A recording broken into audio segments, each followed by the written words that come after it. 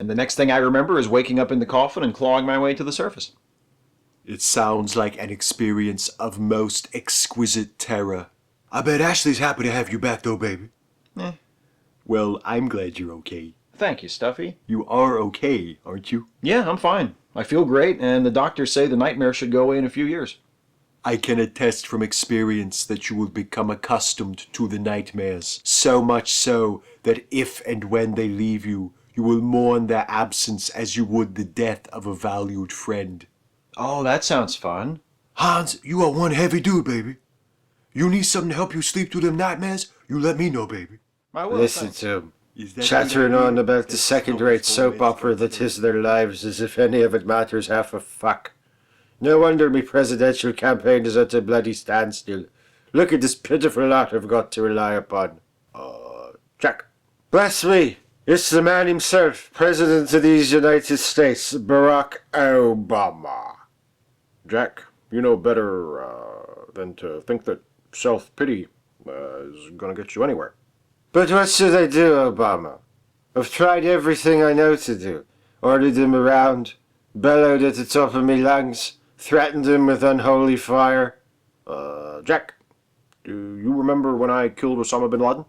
Of course I do. Breached a secret compound like a bloody ninja and took his life with your own bare hands. And do you remember how I got the Affordable Care Act through Congress? Aye. You went to all those Democrats who were planning on voting against you one by one, and you told them you had a drone pointing its missiles at their families, right that instant. That's got them to see things your way. Sometimes you have to do things that you might not be comfortable with in order to get things done. I'd be totally comfortable with the drone bit myself. And do you remember how I convinced the Secret Service to sneak me in a box of chocolate munchkins behind Michelle's back? Oh, God, I remember all of it. Get to the point for fuck's sake. The point, Jack, is that you've got to take charge. These people on your team, they don't take you seriously. They think you're just some pathetic, whiskey-soaked eccentric who drinks until he passes out in the pool of his own piss. Why in the hell would they think that? Is he all right? Yeah, he's fine, baby. What's that smell? Did he? Oh, yeah, he did. Big time. But no worries, baby. His fur reabsorbed most of it. So are you and Wilhelmina doing anything this weekend? No, we've been doing a lot of traveling back and forth to see each other lately, so we agreed to just take this weekend off. I'm going to see her in Norfolk next week, but that's not personal. Her boss at the Anti-Hunger Alliance wants to see me about something. I thought she was the boss. She's the director, but there's a governing board above her. No one is truly the boss of their own life. No matter how much authority one attains, there is always the ultimate authority of cold, indifferent fate. So is she your girlfriend now, or what? That's not what we're calling it at this point. What are you calling it, baby? We're not calling it anything. We're just two people who like each other and enjoy spending time together. Doing what? You know, just out of friendly curiosity, baby. We watch movies together. We talk about books we're reading. Sometimes when I'm in Norfolk, we sit at the harbor and watch the boats. Oh, you two sound just like my grandparents would have been if they'd loved each other. You know what you two should do, baby? What's that? Watch a porno together. Thanks for the suggestion, but I'm not into porn. I don't think Wilhelmina is either. I don't mean just watch something you got off the internet. I mean, take her out. Make it like a date and shit. Norfolk is a Navy town. I bet they got some of the greatest, nastiest porno theaters outside of Southeast Asia, baby. Going to a theater wouldn't make a difference. I'm fairly certain Wilhelmina isn't into porn. Well, I'm fairly certain she is, because I knew her before you did, and way back in the day, that girl was all about porno, baby. If she was, it seems that things have changed since then. Change is illusory, A vain fantasy. We are never other than who we are. Thanks, nihilist Confucius. Here's a trick I used on John Boehner a few years ago to get him to raise the debt ceiling. I sent him a plate of delicious, fresh-baked cookies. I waited until my man in his office told me he'd eaten one of the cookies. Then I called him up and said, John, this is President Obama. That cookie you just ate was laced with the venom of the inland taipan, drop for drop the deadliest snake venom in the world. Now, I've got my medical team on standby to save your life, but only if you make sure this vote goes my way. How did it work, did it? It worked like a charm. And the best part was, the cookie he ate wasn't even poisoned. That's a fact. I was bluffing. I sent the real batch of deadly venom cookies to the NRA convention. And did they agree to your demands? I didn't make any demands. I was just hoping they would eat them. Unfortunately, they threw them out when they saw my name on the return address. They're a wily bunch. For Christ's sake, Obama, what's the point? What have you come to tell me?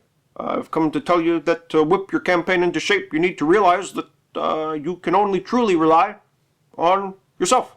You've got to heed the advice of Roxette and listen to your heart. That is ridiculous. You should listen to me. If you take that prissy feline to a porno movie palace, you'll never get within a mile of that pussy ever again. Shows what you know, baby. When Wilhelmina and me was friends, she was so freaky, she had her own parking space in the red light district. That's very interesting, Toby Benson. Thanks for sharing it with me. Oh, no problem, baby. You know I always got your back. I can't wait to ask Wilhelmina to come with me to a porno theater. You won't regret it, baby. And I'll give you full credit for the suggestion, of course. Oh, no, baby, you ain't got to do that. Oh, no, I would insist. But it's better to say it's your idea, baby. That way you get all the credit and shit. I want credit to go where credit is due, Toby Benson. So when I suggest to Wilhelmina that we take in a movie at a porno theater, I'm going to tell her that I got the idea from you, who told us all about how in her youth she used to live for watching pornography on the big screen. You know what though, baby? In that case, it might be better not to mention it. Oh? Yeah, because, I wouldn't want her to think I was trying to use our prior association to try and fuck up her relationship with you, baby. Good for you, Toby Benson. What a stand-up guy. Oh, to be surrounded by such noble gentlemen. It won't take a gentleman to lead this nation of bleating sheep. It'll take someone with a firm hand. And that's precisely how I'll lead. I know you would. That's why I love you. You love me, Obama. Ugh, please. If I had known this would turn into a masturbation fantasy, I would never have come in. Quiet. Never mind the sled dog. I love you too.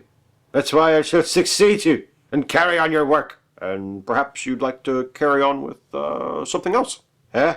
You know, recent history has seen presidents and vice presidents become very close to each other, even intimate. And I don't see why we, Vice President MacPherson, should be any exception. What would you say if I issued an executive order for you to go downtown? What the fuck? Took the words right out of my mouth. Have I misread the situation? Hey, that you have, you horny bastard. I love you as a bear loves his president, not his partner in buggery. Let's just move on. Try to put this embarrassing misunderstanding behind us. Is this really who you're going to take campaign advice from instead of me? Silence! Or I'll have you toting medicine across the bloody Yukon. Without my help, you couldn't find your way to the White House even if you had a trail of bushmills to follow from here to there. Could do. You know, this reminds me of the time when Joe Biden and John Kerry couldn't agree on what to get for lunch. Joe wanted to send out for burgers from Good Stuff Eatery, and John wanted to go to And Pizza. So I got out a revolver and loaded it with a single... Enough! Will you wake up? Wake up! Wake up, you piteous inebriate! Who are you to yell at me like that? Your campaign advisor, in case you've forgotten, and I am advising you to get up and go take a bath. It reeks of your scent in here. Very well. Chief of Staff, come shampoo me back. Right behind you, baby. I may fancy a hand job as well. Just tell me forehand or backhand, baby. Oh, they're my favorite couple.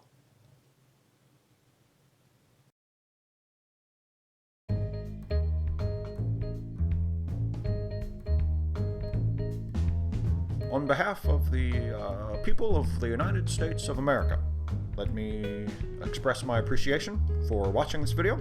If you enjoyed it, please like it, share it, subscribe to this YouTube channel, and also consider becoming a Patreon sponsor. You can go to patreon.com/Steve Shives to support this channel with a small monthly donation. Thank you very much. God bless you, and God bless the United States of America.